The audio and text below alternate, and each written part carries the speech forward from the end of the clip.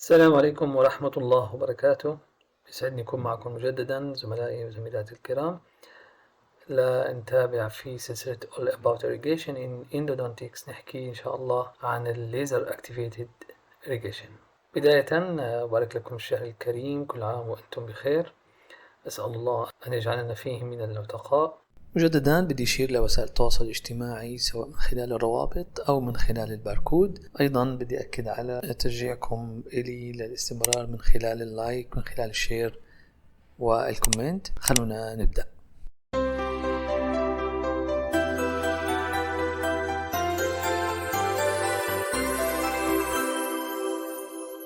ننتقل الآن للحديث عن الليزر Activated Irrigation. الليزر مثل الإربيوم بيعتمد مبدأه على عمل الأكتيفيشن، إنه هو بيكون لي فقاعات هائلة وبيعمل لي ضخ قوي للسوليوشن، وبالتالي زيادة فعالية الإرواء. يعني هو بيعمل كأنه مضخة للمحلول من خلال قوة الدفع، والفقاعات الهائلة اللي تتسارع تشكلها بيؤدي لدفع الإيريجنت باتجاه الكنال. فعمل الليزر إذن يعتمد على مبدأ الكافيتيشن. دائما نعمل شوك ويفز من خلال خلق فقاعات مجهرية باستمرار تتكبر وتنفجر، وهي العملية من توليد الفقاعات وانفجارها بتعمل لي حركة قوية للسائل داخل القناة، مثل ما قلنا كأنه مضخة باستمرار عم تضخ لي الإيريجنت في جميع أجزاء القناة. الليزر بكل أطواله، يعني بدءا من الأطوال الموجية القليلة من 532 وحتى أطوال الموجية العالية لل 10600، جميعها بيملك أثر مضاد للجراثيم. والأثر المضاد للجراثيم بشكل أساسي ينتج عن الثيرمال إفكت، عن الأثر الحراري يلي بطبيعة الحال بيؤدي إلى قتل أو بيعدل بنية الخلية الجرثومية ومن ثم يؤدي إلى موتها. والتأثير القاتل بيكون لجميع أنواع الجراثيم بشكل أساسي. الجرام نيجاتيف أكثر حساسية للليزر، لكن حتى مع الجرام بوزيتيف هناك تأثير قاتل. هناك دراسة حديثة أكدت على أنه التأثير الحراري للليزر مع الشوك ويفز اللي بيعملها، اللي مثل ما قلنا عن طريق ظهور فقاعات باستمرار وانفجارها، أدى حتى مع النورمال سلاين اللي نحن بنعرف أنه هو سوليوشن ما عنده فعالية مضادة للجراثيم أو مزيدة للطاقة، أدى الحقيقة أنه مع النورمال سلاين إلى قتل حتى 73% من الجراثيم أو البكتيريا الموجودة. وبالتالي فينا نتصور أنه مع الهيبوكلوريت الصوديوم أو مع الإيديتا رح نحصل على تأثير أكبر، وهذا ما حدث من خلال دراسات أخرى رح أذكرها طبعا. بشكل عام الدراسات أجمعت على أنه الضمادات اللي بنحطها نحن داخل القناة بغرض الديسإنفكشن وحتى مع السوليوشن اللي نستخدمها بالإيريجيشن قدرتها محدودة على التغلغل داخل الدنتينال تيوبولز.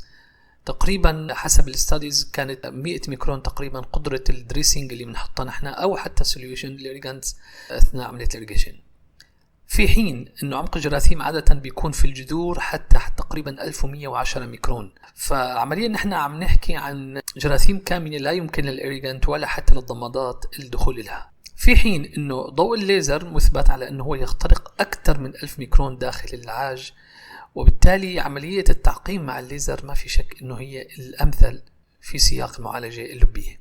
أيضا الدراسات أثبتت أن عملية إزالة السمير لاير بالإيديتا اللي بتكون متبوعة بوضع الليزر والهيبوكلوريت الصوديوم عملت لي طبعا الغرض من استخدام الإيديتا قبل هو أنه نحن نزيل السمير لاير فنكشف سطح العاج، وبالتالي بعد هيك الليزر مع الهيبوكلوريت الصوديوم استعماله كخطوة لاحقة أدى لاندخال عالي جدا داخل الشبكة القنيوية للدنتين، وبالتالي أعطاني أولترا أنتي بكتيريال إفكت. طبعا العمل مع الليزر في سياق الإيريجيشن بسيط، بيعتمد على التيبس. نحن بشكل عام التيبس المتوفرة اللي بنشتغل فيها مع الليزر بتكون بأقطار مختلفة، ممكن تكون 600 400 300 بعض، يعني حسب استخدامها في الجراحة أو غيره. وفي سياق عملية الإيريجيشن في الإندو نحن بنستخدم التيب اللي بيكون تقريبا 200 ميكرون. التيب بتكون مرينة بتندخل داخل القناة وبنحركه من الإبيكال للكورونال عكس ما كنا يعني نعمل مع النيدل. وبدنا نميز الحقيقة عدة طرق لاستعمال الليزر في سياق عملية ديسفنكشن في داخل القناة. كانت الطريقة الأولى التقليدية هي إنه نحن نحط التيب على بعد 1 ملم بس من الذروة، يعني على كامل الطول العامل، ولازم تكون القناة جافة. نشتغل بالدراي مود ونشغل الليزر نحن على بعد 1 ملم من الذروة ونسحب أثناء التشعيع بحيث تكون من الاتجاه الذروي باتجاه التاجي. بعد هيك ظهر البي اي دي اللي بيعتمد على محسس ضوئي ومع تنشيط انتقائي حسب أطوال موجية مختلفة فينا نستهدف بكتيريا بعينها يعني. ومن ثم ظهر ليزر اكتيفيتد إيريجيشن، ومن بعدها ظهر البيبس، كلاهما بيعتمد استخدام ال RFT وبيؤدي لانبعاث جانبي للفوتونات وبالتالي تنشيط المحلول حتى على مستوى الأقنية الجانبية.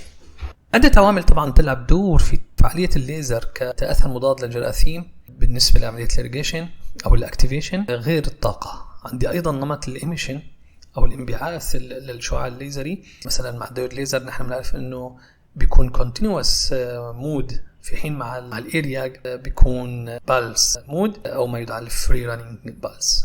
أيضا نهاية التيب لها دور، حنشوف الآن بدراسات هذكرها لاحقا كيف نهاية التيب كان لها دور في أنه تحدد لي تأثير الليزر، هل هو فقط على مستوى القناة أم أيضا على مستوى الأقنية الجانبية. حنشوف أنه في عدة أنواع متوفرة، سواء كانت تيبرد أو تيبرد معالج كيميائي أو تيبرد وستريبد، مثل ال RFT اللي بيكون في نهايته غير مطلي. فإذا مع الليزر نحن إما بنستخدم الطريقة التقليدية، ليزر تقريبا بطول موجي منخفض مع تحضير 30 أو 40 بالآيزو فايل. بنستخدم الفايبر اللي بيكون مرن بحيث يندخل ضمن القناة من دون ما ينكسر، بقطر 200 ل 300 ميكرون، وبنستخدمه على كامل الطول العامل حتى 1 ملم قبل الذروة. بننشط شعاع الليزر وبنسحب باتجاه الكورونالي بحركة إما فيرتيكال أو هيليكال لمدة 1 أو 2 سكند مثل ما قلنا. عن طريق الثيرمال إفكت في الدراي كانال بنحصل على الديسانفكشن. في دراسة لموريتز ضمن مقالة في الجورنال اوف ليزر دنتستري بال 2013، مقالة أنصح الجميع بقراءتها، فيها الكثير من المعلومات المفيدة على مستوى الليزر اكتيفيتد إيريجيشن. ذكرت على كمقارنة بين تطبيق الاندي ياج ليزر 1064 نانومتر أو الدايود 820 نانومتر مع باور 0.6 وات. أثبت الدراسة هي أنه كان في هناك تقليل حتى 74% في البكتيريا الموجودة في البيوفيلم وحتى عمق 500 ميكرون. وذكرت الدراسة أيضا بأنه مع الدايود ليزر 980 نانومتر ومع باور 2.8 وات حصلنا على 86% تقليل في البكتيريا حتى عمق 500 ميكرون. فيعني الستدي بشكل عام أكدت على فعل الليزر الفائق في عملية تقليل البكتيريا، بس ما لازم ننسى أنه في دراسات أخرى أكدت أنه هناك تأثيرات حرارية غير مرغوبة سبب تماس التيب مع الجدران. والحقيقة بالرغم من التأثير الممتاز المضاد للبكتيريا للليزر، لكن كان في دراسات أيضا تثبت آثار جانبية سيئة بيملكها الليزر أو بيؤدي إلى استخدام الليزر على مستوى القنيات العاجية وعلى مستوى العاج. فبالرغم من أنه هو عمل لي إزالة جزئية طبقة الوطاقة، لكن التأثير الحراري مثل ما قلنا أدى لبعض الآثار الجانبية اللي ممكن تسبب بأقنية معوجة ضيقة حتى حدوث انثقاب. وهذا الأمر رفع درجة حرارة أيضا العاج وبالتالي الأنسجة المحيطة، خلى الباحثين يبحثوا عن طريقة للاستفادة من الليزر بدون الأثر الحراري. الطريقة الثانية هي أنه نستخدم نحن الليزر بطول موجي متوسط بتيب مع تيب 200-320 ميكرون، ونحضر كمان نفس الشيء 30-40 ايزو. وهنا نحن بنستخدم الأربيوم ليزر كمان على بعد 1 ملم عن الذروة، وبنعمل حركة هيليكال أثناء السحب بفواصل 15 ثواني لمدة 3-4 مرات. أيضا بأقنية جافة بدون إرواء. مع هي الطريقة الاستادي أكدت أنه حصل مع طبعا باور 1.5 وات حصلنا على 99% جراثيم أقل بعمق 250 ميكرون، لكن ما كان في تأثير على الأقنية الجانبية. وعزي ذلك لأنه نحن هون عم نستخدم التيب بالفرونتال إيميشن مش بالراديكال إيميشن، وبالتالي كان التأثير غير موجود في الأقنية الجانبية. في نفس الدراسة أكدت أنه باستخدام الإربيوم مع ال RFT مع الانبعاث الفرونتال أعطتني تأثير محدود جانبيا، في حين مع تيب 200 ميكرون وراديال إيميشن حصلنا على تأثير مضاد بكتيري مع باور 0.4 وات وتردد 20 هرتز لمدة 4 دقائق. كمان في الدراي مود بدون إرواء أعطتني هون 99% قضاء على البكتيريا. في حال كان موجود الماء تطبق لمدة ثانية مع باور 0.2 وات مع تردد 20%، وأعطتني بهي الحالة 97% بكتيريا أقل. هاي نحن بدنا نميز بين أنه نستخدم الليزر إما بكامل طول العمل أو على بعد 5 ملم من الذروة مع الإيرياك، بيطبق 4 مرات 5 ثواني بدون أي حركة، ما بنعمل حركة أب داون مع تردد 20 هرتز استطاعة 75 ميلي جول. أعطتني بحسب الدراسة نتائج أفضل من ال PUI Passive Ultrasonic Irrigation، وحتى هي أعطت نتائج أفضل من الاستخدام التيب الليزري ل 400 ميكرون. في دراسة حديثة أكدت على أنه رفع درجة حرارة المحلول 30 درجة بالليزر أعطتني فقط 4 درجات رفع في درجة حرارة سطح الجذر الخارجي، طبعا مع استخدام الليزر بتيب 200 ميكرون على بعد 5 ملم من الذروة. عموما فعل الليزر وتأثيره كسياق الكافيتيشن أثناء عملية الإريجيشن إما بيكون conventional laser activated irrigation أو ما يدعى بالCLAI. هون نحن الليزر أو التيب عم يدخل داخل القناة ويعمل لي عملية كافيتيشن وعم يعمل لي عملية تنشيط السائل داخل القناة. في عندي طريقة أخرى اللي هي الهوفرينج ليزر اكتيفيتد إريجيشن أو HLAI. هون نحن التيب الليزر ما محتاج يدخل كامل القناة، هو بيدخل فقط عند الحجرة، ممكن عند الكورونال ثيرد، وبيعطي شوك ويفز كبيرة توصل لنهاية الجذر وبتعمل لي إريجانت على مستوى كامل القناة. من الأمثلة على هذا النوع البيبس.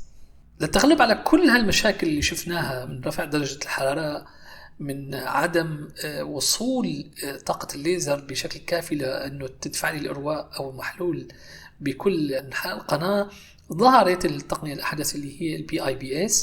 البيبس أو PIBS هو اختصار للفوتو انيشيتد ستريمينج فوتو اكاوستيك، نعني به طبعا مع الإيرياج يستخدم. هو براءة اختراع لشركة فوتونا بال2009 أعلنت عنه. عبارة عن تيب بيعمل مع جهازه فقط، طبعا غالي الثمن.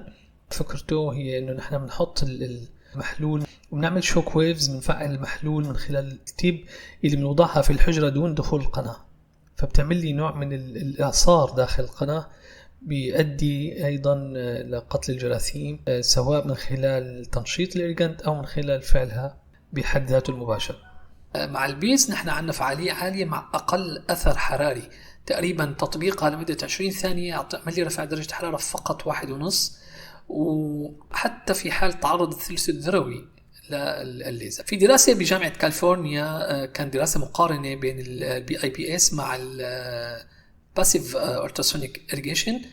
أكدت هذه الدراسة أنه مع PIBS كان هناك حركة في السائل على بعد حتى 21 ملم بعيدا عن نقطة التطبيق، في حين مع Passive Ultrasonic Irrigation حركة الإيريجانت أو المحلول كانت فقط حتى 1 ملم بعد ذروة كان التطبيق. وبالتالي هذا بيوضح لي أفضلية الليزر، وخاصة PIBS اللي بيكفي الحقيقة معه أنه نحن نوضع التيب في الحجرة، في حين مع الليزر اكتيفيتد إريجيشن العادي نحن قلنا نحن بنطبق حتى 5 ملم بعيدا عن الذروة، في حين مع الكونفنشنال أو مع الكلاسيك ليزر احنا بنستخدم مع كامل الطول العامل حتى 1 ملم بعيدا عن الذروة وبأقنية جافة. وبناء على ذلك الآن صار حتى متوفر تيبس بطول 9 ملي وبقطر 600 ميكرون. طبعا نحن ما عاد بحاجة لندخل داخل القناة، وبالتالي تكبير قطر التيب بيعطيني حزمة أشعة أكبر، وبالتالي تنشيط وتحريك السائل بشكل أكبر. طبعا مع هذا التيب بيكون مثل ما قلنا تيبرد وستريبد. الRFD بيكون آخر 4 ملم منه ستريبد أو غير مطلي. بعد هيك ظهر تقنية أو الفوتونا عملت البيبس أو PIBS اللي هو أكثر فعالية من PIBS العادي، وبيعمل لي تيار قوي جدا مع بليتيف ليزر باور. معه بتدعي الشركة إنه نحن بنحتاج أقل تحضير للقناة، ممكن ما نحتاج أكثر من 20. بنوضع الإديتا 17%، بعدين نحط له هيبوكلوريت الصوديوم ونطبق الليزر، فبيعطيني فعل أنتي بكتيريال فائق. مثل ما شايفين أقل تحضير ممكن. بعد التحضير بنوضع تيب فقط في الحجرة، وهو بيتكفل لي بعمل إعصار للإيريجنت داخل القناة، بيكفل إنه يعمل لي إرواء داخل على كامل القناة، وبالتالي الحصول على أفضل نتائج. هنا نحن طبعا مع هذا النوع، مع البي اي بي اس تيبس، ما بنحتاج للطاقة اللي كنا نستخدمها مع الكونفنشنال ليزر. ونحن بيكفي انه نستخدم 20 ل 50 ملي جول، نبضات تكون تقريبا 50 ميكرو سيكندز، تردد النبض بيبقى تقريبا مقارب للكونفنشنال ليزر، تقريبا مع تردد 10 ل 20 هرتز، والافرج باور بتكون تقريبا 0.2 ل 0.5 وات، وبالتالي بتعطيني الشوك ويف لايك فينومينون اللي بتؤدي لتشكيل مثل الإعصار من الإيريجنت داخل القناة. أيضا بعد 20 ل 40 ثانية تقريبا من تطبيق، رفع الحرارة اللي بيحصل لا يتجاوز 1.5 درجة. بالنسبة للفوتو اكتيفيتد ديسانفكشن أو البي اي دي، هنا نحن بنعتمد على مادة حساسة للضوء. الحقيقة هو الكونسيبت موجود مع البيريو أكثر في سياق عملية معالجة البيريودونتال بوكيتس وديسيزز، لكن ممكن الحقيقة تطبيقه داخل القناة من خلال نفس المبدأ. نحن بنعتمد على مادة حساسة للضوء وليزر بطول موجي أقل، بيعطيني الحقيقة سيفتي أعلى من الليزر العادي، وبيؤدي لقتل البكتيريا بكميات كبيرة. أيضا يعني بيعطيني مزايا أنه هو بيقلل لي من مقاومة البكتيريا للأنتيبيوتكس، خاصة مثل ما قلت في سياق البريودنتال تريتمنت. بيعتمد على ضوء منخفض الشدة مع مادة حساسة غير سامة، وأثبت الدراسات على أنه آمن، ما بيسبب لي أي أذى أثناء تطبيقه. دراسة لبافيا بال 2011 بالانترناشونال جورنال اوف ارتفيشال اورجانز حكت على انه كل انواع الجراثيم تاثر بعمليه ديسانفكشن بالبي اي دي. بيعتمد على مثل ما قلت ماده او داي حساس للضوء مثل الازرق تولويدين او الميثيلين، ازرق الميثيلين. بينشط طبعا مثل ما قلنا بليزر منخفض تقريبا 635 طول الموجي لمده 60 ثانيه، واثبت دراسات على انه بهذا الشكل نحن بيحصل تمزق للجدران الخلايا الجرثوميه جميعها الموجوده في الفايل، موجود تجاري بما يدعى الفوتوسان. فإذا مثل ما قلنا من مزايا الطيف الواسع، بيستهدف طيف واسع من البكتيريا الموجودة داخل القناة مع أقل إمكانية لحدوث مقاومة للأنتيبيوتيك. نحن ما عاد نحتاج نستخدم الأنتيبيوتيك، وأيضا ممكن الحقيقة استهداف جراثيم محددة حسب المحسس الضوئي، حسب السنسيتيفر اللي عم بيستخدمه. ومثل ما قلت إنه نستخدم داي مثل أزرق التولويدين داخل الجذر مع التشعيب الليزر منخفض الشدة مثل ما قلنا 100 ميكرووات لتنشيط المحسس أو الداي.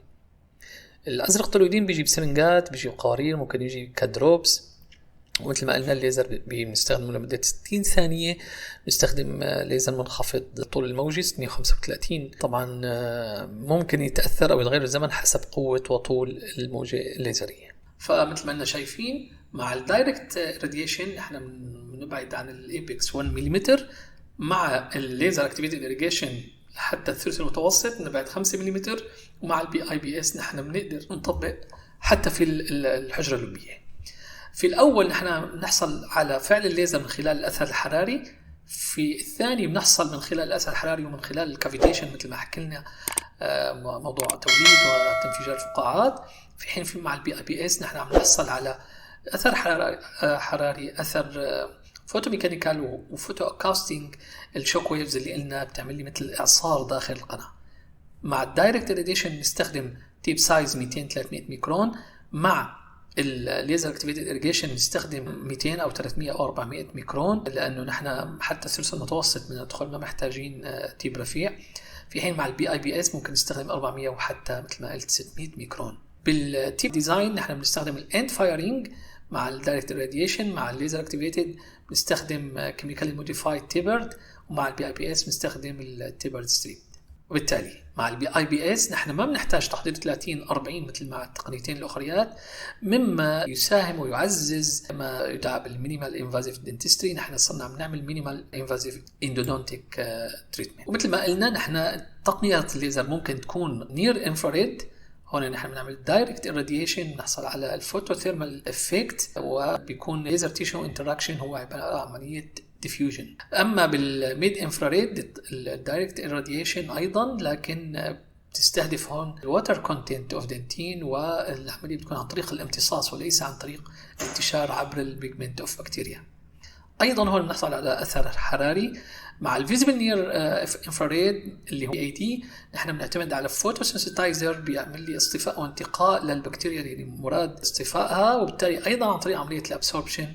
وهون نحن بنحصل على فعل فوتوكيميكال. بالميد انفراريد مع الليزر اكتيفيتد اريجيشن نحن عم نحكي عن تارجت كروموفور الووتر كونتنت للإيريجنت وليس للدنتين، وبالتالي عمليه الابسوربشن بتكون عن طريق الكافيتيشن زائد الفوتوثيرمال، نحصل على الاثر المضاد للبكتيريا.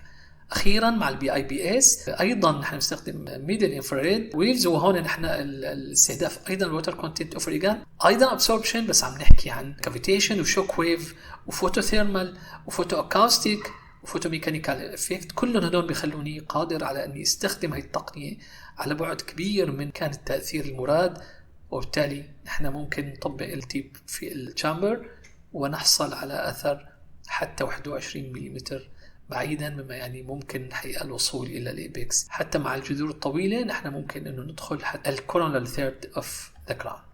تطبيق التيب في الحجرة هيعطيني قدرة على تحريك السوليوشن vertically وأيضا laterally عن طريق الراديال ايميشن مثل ما حكينا، وقدرة الكافيتيشن والفوتو اكاوستيك والثيرمال افكت للشعاع الليزر انه يدخل حتى في الليترال كانالز وحتى الايبكس. اكتفي بهذا القدر بهذه المحاضرة اللي ارجو ان تكون مفيدة للجميع. نلتقي ان شاء الله الاسبوع القادم، نتابع ايضا في سلسلة All About Irrigation، نتابع ببعض الطرق الاخرى مثل الاوزون ومثل الاشعة تحت الحمراء فوق البنفسجية. بدي ارجع ايضا اكد على انه تساعدوني على الاختيار بين 3 مواضيع ان شاء الله حتكون موضوع السلسله القادمه، اما all about indirect laminate veneer، او all about complete dentures، او all about medically compromised patient in dental clinic. القاكم على خير، والسلام عليكم ورحمه الله وبركاته.